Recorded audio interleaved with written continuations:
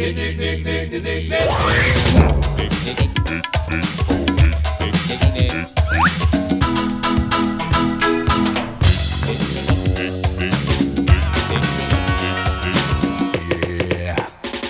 it.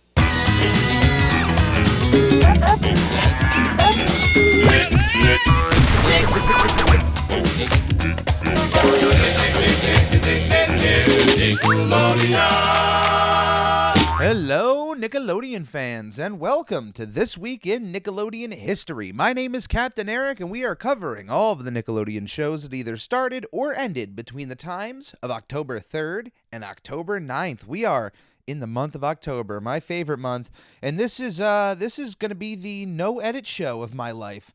This is just I do a lot of editing for the Squarecast, and This Week in Nickelodeon History has been fluctuating in the amount of editing work I've been putting into it. Of course, there was different eras of This Week in Nickelodeon History. There was the beginning when it was a segment, a part of the Squarecast, and then when it branched off, there was a lot of effort with the theme songs, but then I was just running into issues where those theme song bits would just get flagged by YouTube. As a podcast, that works, and then it just was becoming a mess. So eventually, once we hit episode 52, this kind of iteration of This Week in Nickelodeon History will kind of come to a close, and I will rest the show until I figure out a new format, because I do want to find something where we can have a weekly show celebrating Nickelodeon's history while also going over news and whatnot, and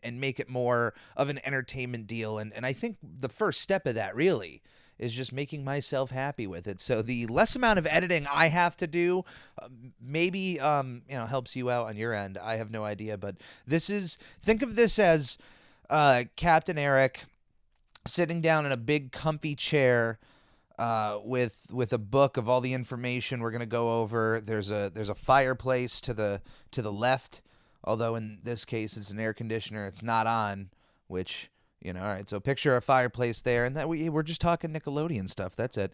But we're starting with This Week in Nickelodeon History. A year ago, on October 9th, 2020, Santiago of the Seas premiered on Nick Jr. Created by Nikki Lopez, Leslie Valdez, and Valerie Walsh Valdez, the show ran for one season of 18 episodes and is still going on to this day, and to more sea adventures out there for fellow pirates. I love seeing more pirates out there. John Leguizamo apparently plays the villain, Sir Butterscotch. That John Leguizamo, Luigi from the Super Mario Brothers movie. He's one of my favorite character actors. I love John. That's wonderful that they were able to get him for this show. I have not seen anything about it, but it's a pirate show. I wish them the absolute best. Let's move on to 3 years ago. On October 4th, 2018, I Am Frankie finished its run on Nickelodeon. Based on the book Yo Soy Frankie by Marcela Ceterio, the show ran for 2 seasons of 40 episodes. Yeah, there's no editing, so if I get any names completely right, that's all on me. There's very little. I do research, and maybe I remember when I look up pronunciations from the past. I think I've covered that pronunciation before, but let's continue on here. Let's move on. What do we got?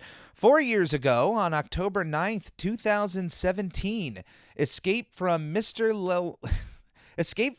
Lemoncello's Library. It's a movie. Premiered on Nickelodeon.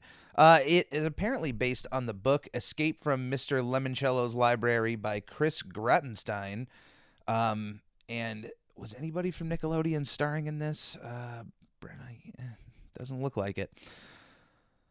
Yeah, it's really weird. As I was going through the Nickelodeon films, I realized there was a severe lack of Halloween-based movies. I know that every Nickelodeon show has a Halloween special. Now, that's one thing, but where are these long-form movies? Like, I feel like that would be a knockout of the park. I don't know. Maybe that's something with me. I saw more Christmas movies in the list of the Nickelodeon films than I did Halloween. So that's all I'm saying is Halloween is a lot cooler than Christmas. And why does everybody want to spend 90 minutes with a Christmas movie? There's like a million of them. And yeah, there's a lot of horror movies, but just because it's a horror movie doesn't mean it has anything to do with Halloween. So, how many long form Halloween movies can you think of? There's like a really good solid handful of them. And but for Christmas, especially with the Hallmark Channel, you can throw a stone out your window and hit a Christmas TV movie. There's too many of them. Knock it off. No more. And as I'm saying this, there's a Loud House TV movie coming out based all around Christmas. So have at that what you will. Let's see. What is next on the list? 6 years ago, on October 5th, 2015, Wits Academy premiered on Nickelodeon. Created by Mariela Romero and Katharina Lebrado. And I said that wrong, so... but I probably said it. I said it pretty cool anyway, so let's just roll with it. It ran for one season of 20 episodes. 7 years ago, on October 6th, 2014, Max and Shred premiered on Nickelodeon. Created by Josh Greenbaum and Ben McMillan, the show ran for 2 seasons of 34 episodes. Never saw the show. My Extreme Sports Nickelodeon has been covered by the Rockets over in Ocean Shores, so I don't know if the live action one needs to happen. I don't know. I feel like with a cartoon, the Rockets were. I'm not going to go on a Rocket Power tangent right now. We'll save that for the Rocket Power episode whenever that comes up again. But yeah, they were just incredible at everything. But next, we're having a Nick at Night original show. Can you believe that? We don't get too many of these, so we have to savor the moments that they happen. 9 years ago, on October 6th, 2012, See Dad Run premiered on Nick at Night, created by Tina Albanese and Patrick Labrado. Is Patrick Labrado? Is that the same Patrick Labrado from Little House on the Prairie? It is. All right. Yeah, Patrick Labrado, the actor from Little House on the Prairie and Jag, apparently created See Dad Run on Nick at Night. Yeah, see, this is pretty interesting stuff. One interesting thing, Patrick Labrado was in a episode of iCarly as the character of Wilson from the episode I Find Lubert's Lost Love. Check that out. But yeah, interesting little tidbit there. But the show ran for 3 seasons and 51 episodes. Look, we do not get that many Nick at Night originals like this. And hey, 3 seasons and 51 episodes is a respectable amount of episodes for a sitcom. I applaud that. A lot of people watch Nick at Night for that classic sitcom nostalgia. So anytime something original comes around, some people kind of flock away from that. And I'm like, no, you should. They're trying to give you that same feeling, just a new feeling, something new you can watch. I don't know, enjoy it. 11 years ago, on October 8th, 2010, Gigantic premiered on Teen Nick, created by Ben and Debbie Wolfenson. The show ran for 1 season of 18 episodes. It was apparently a drama series of some sort about a 17-year-old girl and her younger brother. I'm not going to go beyond that. 13 years ago, on October 4th, 2008, Making Fiends premiered on Nicktoons Network, created by Amy Winfrey. The show ran for 1 season and 6 episodes. Now, this is an interesting show to quickly bring up. Making Fiends was actually an internet show, an incredibly early YouTube show with its first episode debuting all the way back on July 14th, 2003. Making Fiends ran for 3 seasons and 24 episodes online, ending on April 1st, 2015. Certainly an early attempt at taking a popular web series and giving it the television go. We've seen this done time and time again. Just because something is popular online and finds an audience, there's some crossover between those who watch YouTube and watch television, but I mean, come on, those are 2 completely different things, and I wish they would use money in a better way when it comes to these kind of pick and choose type deals, but this was very early on, and kudos for Nicktoons Network for trying something and to put something new out there, because you're never gonna know unless you try. And kudos to Amy Winfrey for being able to take an idea, put it out there for free on YouTube, and then bam, eventually here comes Nickelodeon wanting to make a television version about that. That's pretty cool. I'm not gonna lie. 19 years ago, on October 6th, 2002, Nickelodeon Robot Wars finished its run of only 6 episodes. The show, based off of Robot Wars by Tom Gutteridge and Stephen Carsey, a super popular television show, which, if you haven't seen it, I mean, just go watch any one of its various iterations on television. You can't get more exciting than homemade robots coming in to do battle. I mean, what more could you people want? Come on now. So yeah, Nickelodeon had at it. I believe kids were behind all of the robots here, or at least were the ones controlling them. That's what I'm guessing. I could be wrong. Let me at least look into this. I don't see anything about the age of the contestants. Yeah. Oh, this to suit the audience, a few adjustments and changes were made to the arena and house robots. All flame hazards, including the flame pit, fire jets, and Sergeant Bash's flamethrower, were disabled.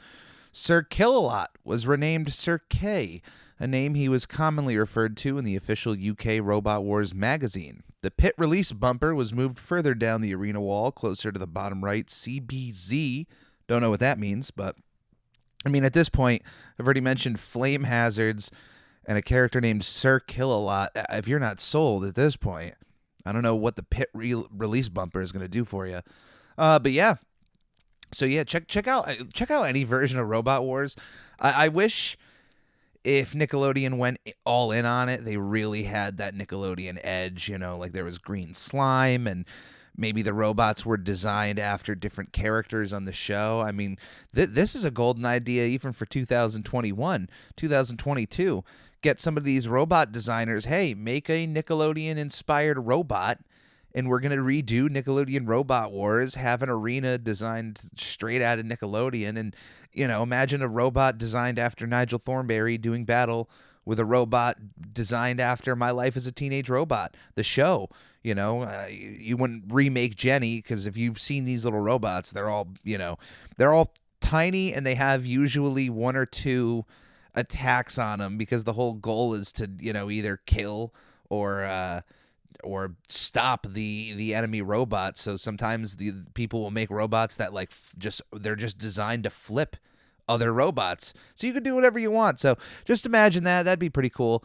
But yeah, check out Robot Wars. Shout out Robot Wars. 22 years ago, on October 8th, 1999, Animorphs finished its run on Nickelodeon. Ran for 2 seasons and 26 episodes. Animorphs was created by K.A. Applegate, the author of the book series in which the show is based around. I remember the covers of those books being really interesting. And obviously the whole point of the show is that there's these group of kids that can turn into animals. If you've ever seen any of the covers of the books, I mean, that's what it tells you essentially with its design, is that there's kids that can turn to animals. And I do know that they all are telepathically linked, like they can all speak to each other without speaking, mental speaking, if you will. It's pretty interesting power. 25 years ago, on October 7th, 1996, Hey Arnold premiered on Nickelodeon. Created by Craig Bartlett, Hey Arnold ran for 5 seasons of 100 episodes, has 2 films under its belt, and is one of the most popular Nickelodeon shows of all time. And in my opinion, is not only one of the greatest Nickelodeon shows of all time, but it is one of the greatest animated shows of all time. I would even say one of the greatest television shows of all time. Hey Arnold, it really means the world to me. In a way, I know I'm a big SpongeBob fan, and a lot of people know me for that, but if there was one show I could point to beyond SpongeBob that really connects with me on many levels. It's that of Hey Arnold. To me, it's a gold standard that I kind of look to when any other show tries its hand at the slice of life style of show. Um, a lot of these shows really look at Peanuts as an inspiration, or a lot of, there was a huge strand of time where a lot of these slice of life shows, you would listen to the creators and they would mention that Peanuts were kind of an inspiration because that itself was like the perfect slice of life style comic strip and show, just the life of Charlie Brown, moving on from situation to situation and the various people who he interacts with. Now, for as popular and powerful as the Peanuts are, to me, Hey Arnold took that football and ran with it. It was able to perfectly, in my opinion, capture a level of life and a level of our culture that not only Peanuts were unable to capture, but in my opinion, no other animated show since then has been able to perfectly capture. I mean, have you ever really sat back and thought, and this will always deserve a deeper conversation that I would love to have down the road, but have you ever just sat back and thought that over its time on Nickelodeon, 100 episodes, 5 seasons, the amount of different characters from different backgrounds, of different races, of different categories were touched upon, and all of those characters were all uniquely cared about. They were given time and time again to grow, whether or not it was a new story about them or you were learning a new facet of their past. It was just, anytime I rewatch that show, it's always amazing on how perfectly balanced this world is. It's a little bit akin to The Simpsons in a way, in which they're able to have such a massive cast of characters. And yes, they've been on for so long, but hey, in only 5 seasons, they were able to get that many characters over on Hey Arnold. And look how long it's taken The Simpsons, to get even double or triple that many characters. But I hope you understand what I'm trying to say is that it's just an impressive piece of animation and beyond its years in how it was handling situations, how to present these ideas to kids, because they knew they were speaking into an audience that was made up of so many various different backgrounds, of so many various different areas of the country and ultimately the world. So, man, that show, for how deep it is, for how earnest it was to its audience, I think the crowd that grew up with Hey Arnold, who were real fans of that show, have to in some way have taken some of their sensibilities of the world from that show. That show had to have taught you about someone or something. I wouldn't accept any other answer. There had to have been some thing in your life that you understand now, or a person or a group or a situation that stems from watching Hey Arnold. But at least for me, I can come up with several. I'm not going to list anything else here, but thank you to Craig Bartlett for helping to guide us through the world of Hey Arnold. Thank you to Jim Lang for bringing the musical genre of jazz to an entire generation of children. Thank you to all the voice actors and writers of that show that helped to bring those characters to life. I do believe that with all of those pieces back in place, Hey Arnold could return as a continuous series. The word reboot gets thrown around a lot these days, but they could pick up exactly where they left off and just tell modern stories using those characters as vehicles, as they did back in 1995, 1996, and it would still be just as powerful 35 years later. Not a doubt in my mind. 36 years ago, on October 8th, 1994, The Secret World of Alex Mack premiered on Nickelodeon. Created by Thomas W. Lynch and Ken Lippman, the show ran for 4 seasons of 78 episodes. This was a big show when I was growing up on Nickelodeon. Definitely one of their landmark live-action shows, one that involved a female protagonist with superpowers. I knew at a very early age between Alex Mack and Samus Aran that women were absolutely just as badass as men could be. So, and I give credit to Alex Mack here because being that Nickelodeon was kind of put in front of me at a very early age, there weren't many super powered characters other than the cartoon characters of Quail Man, who is also celebrating an anniversary this week of since his premiere. But Quail Man and Powdered Toast Man, yeah, they're all these like well, Quail Man's not jacked, but there were all these superheroes on Nickelodeon that were animated. But then here was Alex Mack, a superhero in her own right, who would just wear, backwards hat and clothing, like jeans and a t-shirt. Nothing crazy, no suit or anything, but she was living life with superpowers at her disposal. 4 seasons, a massive amount of episodes there for the Secret World of Alex Mack. One of the big segments of the SNCC lineup. For those that have never heard of that, I always love talking about the SNCC lineup. I wish Nickelodeon would bring back SNCC as a concept. I mean, it's there. It's just you can use that as great branding for any programming you have on Saturday nights. But yeah, Nickelodeon's Saturday Night Nickelodeon was known as SNCC, kind of like an early predecessor to how they have Teen Nick. The shows just aimed at a slightly older audience that they imagine would be in, on a Saturday night watching Nickelodeon. But I absolutely loved the way they would brand the channel and just make you feel, honestly, as a kid, it made you feel a little cooler watching Nickelodeon at the time. Like if you were 5 years old and they like all of a sudden all the bumpers and everything made it seem like it was like an adult kid type thing to be watching, but you were really younger. So definitely watch The Secret World of Alex Mack. It's definitely worth looking into. 35 years ago, on October 6th, 1986, Double Dare first premiered on Nickelodeon. Double Dare, or it's better known as the greatest Nickelodeon game show of all time, premiered on October 6th, 1986. That's really no joke. I don't see any reason to disparage the fact that Double Dare is the greatest Nickelodeon game show. It perfectly encapsulates every bit that you could like about game shows, all into one package, all wrapped up in this slimy mess of Nickelodeon goodness. It's what helps give Nickelodeon its branding. Nickelodeon and slime go hand in hand with one another.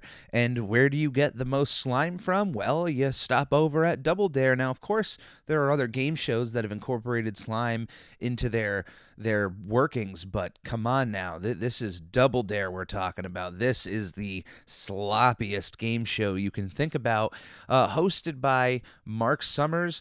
Probably my personal favorite game show host. I am lucky enough to have met him and actually have a Double Dare NES game signed by him with a green pen. It's one of my prized possessions. I'll post a picture of it up on Twitter and Instagram in the oncoming days when I actually pull it out of storage in the process of moving stuff.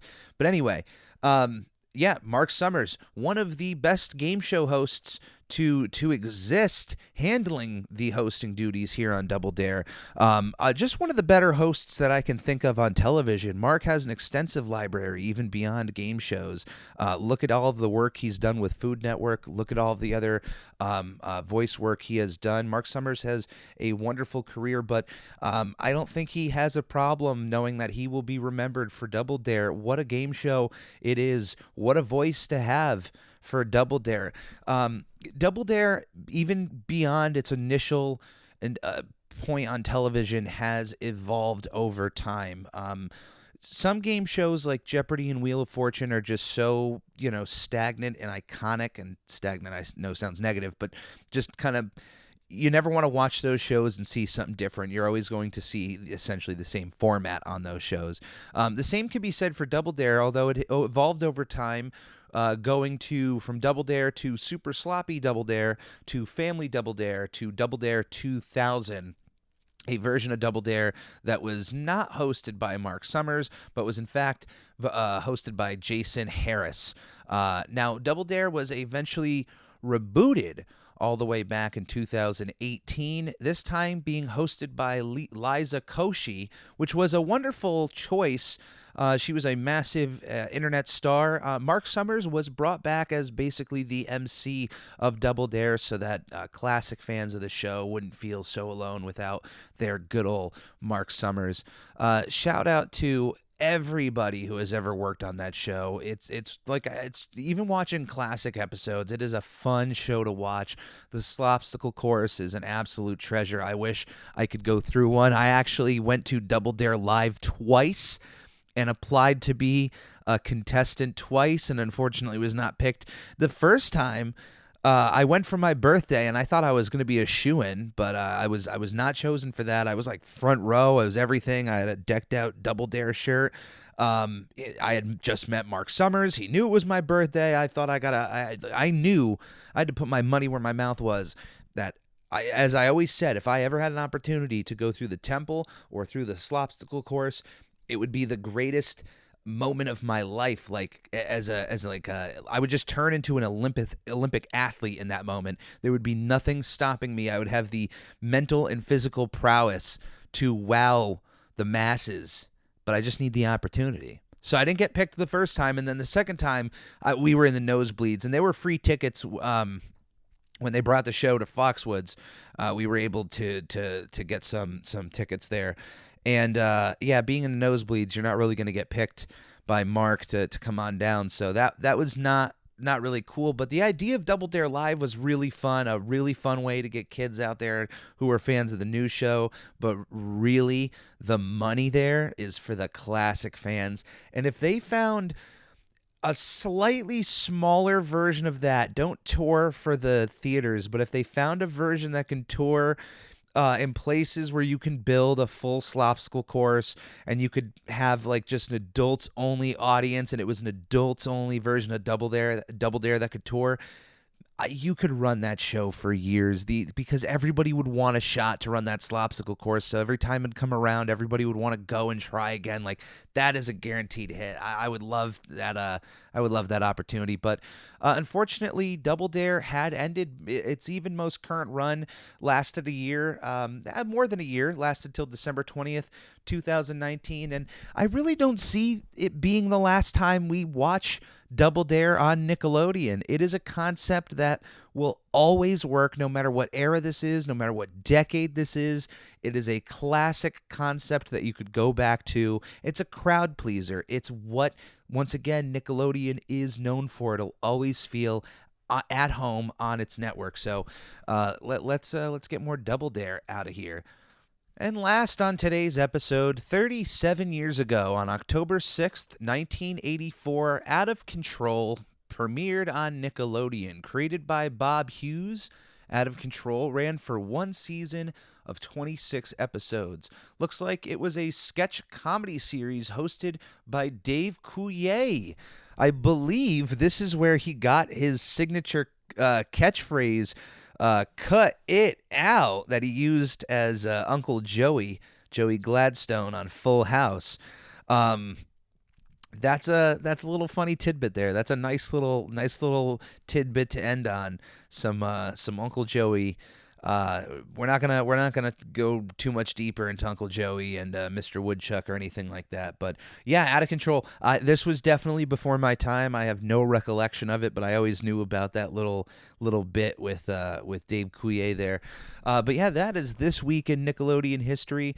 Thank you for joining me this week. If you are a fan of any of the content I'm putting out, first off, I really appreciate it. And if there's anything that you can do on your end to help me grow this ship, you can join the Ready Crew at any moment in time. Please subscribe to our YouTube channel. Please follow along any of the podcast networks that are hosting our show. And I appreciate your time and patience. Thank you for listening. Please stay safe, and we'll see you next week. On the Lord, what here what Nick. On the Lord, what here what Nick. On the Ricky Tickle, while living #1 Nickelodeon.